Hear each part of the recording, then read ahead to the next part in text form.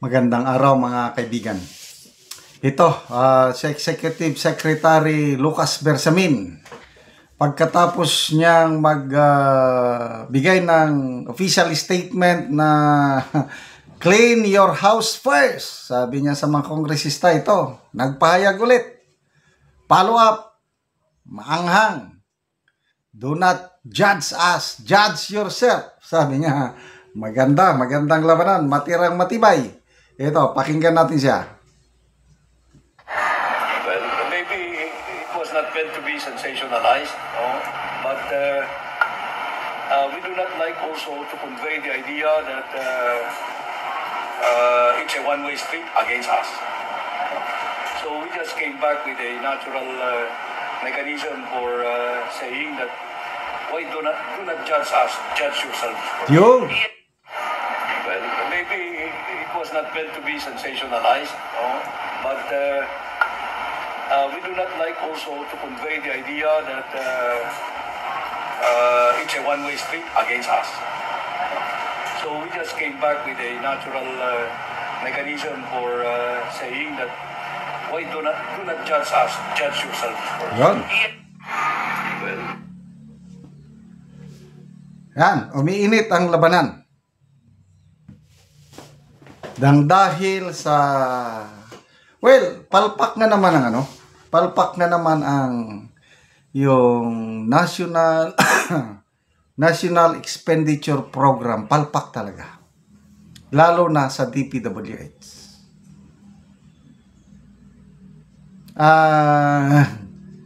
Reklamo nitong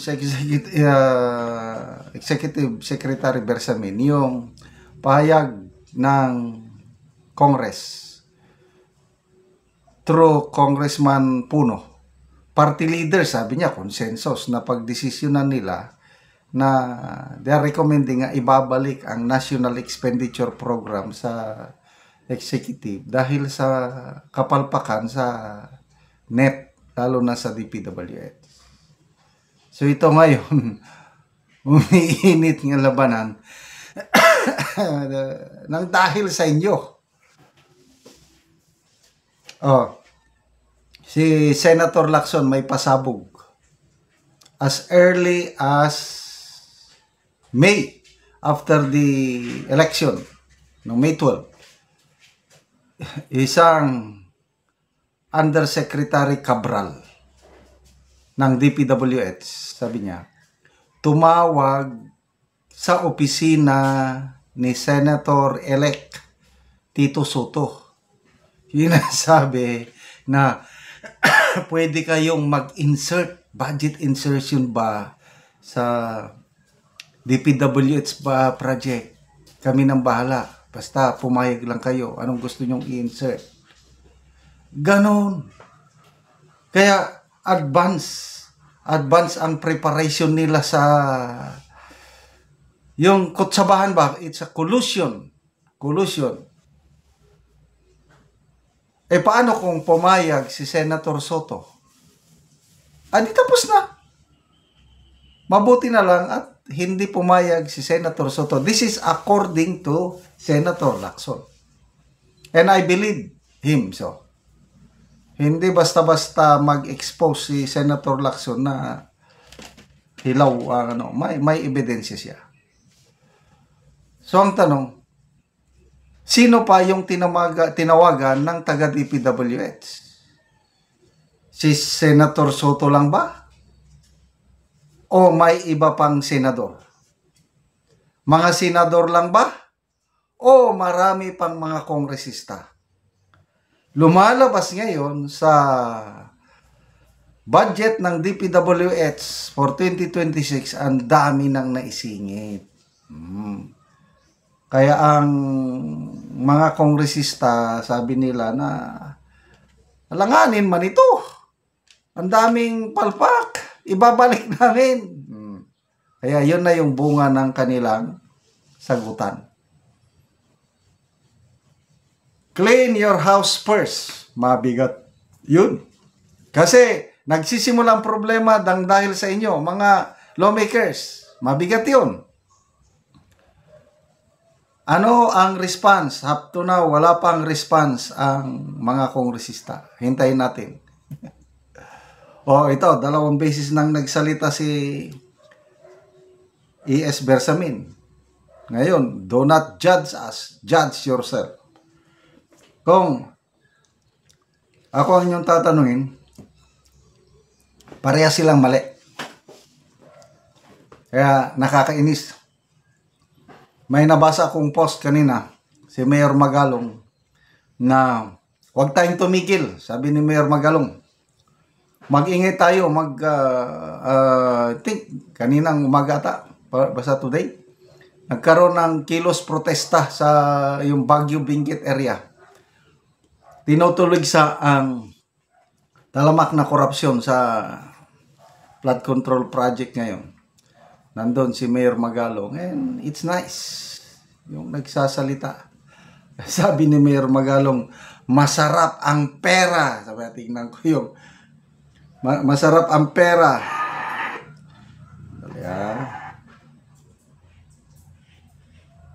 Ito, sa News 5, 37 minutes ago, ang corruption ay syndicated at organized crime. Collusion. Nanawagan si Baguio City Mayor Magalong na hindi dapat mahinto sa mga kontraktor ang pag-iimbestiga hinggil sa flood control sa bansa. Ito ay kasunod ng paglutang ng ilang politiko na sangkot sa maanumalyang proyekto.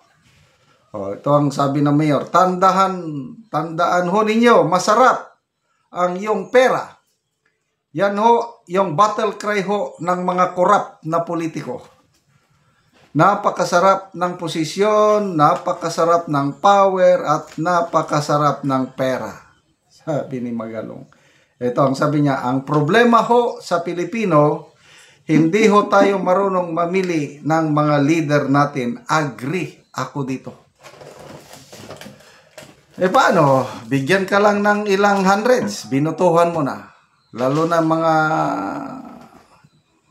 kongresista. Wala, babawiin nila yung binigay sa iyo. So, kailan ba tayo matuto sa pagboto sa mga may tapang at malasakit? Habang binubutuhan natin yung mga local leaders muna na nagbabayad, tinatanggap naman ng botante, tuloy-tuloy yung ganitong klase ng korupsyon. Okay, salamat mga kaibigan sa inyong pagsubaybay sa ating channel. Nakakatulong kayo ng malaki sa Tribong Talandig ng Bukidnon. Dahil ang sweldo natin, pantulong natin sa tribo, namimigay tayo ng mga libreng yero at pako para makapagpatayo sila ng mas maayos na tirahan. Panoorin nyo ang video na ito.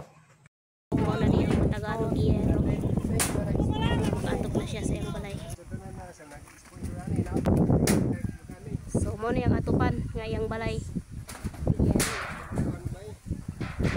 So mo ni ang atupan nga balay niya.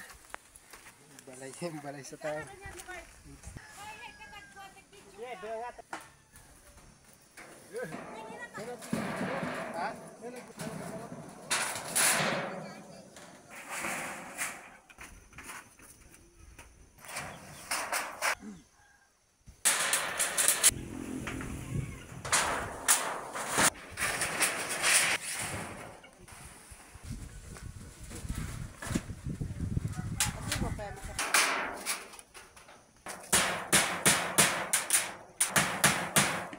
So karon na humanag yun ang balay nga Balay ni Toms. iyaha nga balay. So maayo na gyud sada na tan-aw ken human na ang yang balay. So makita gyud nimo na nakataod na gyud.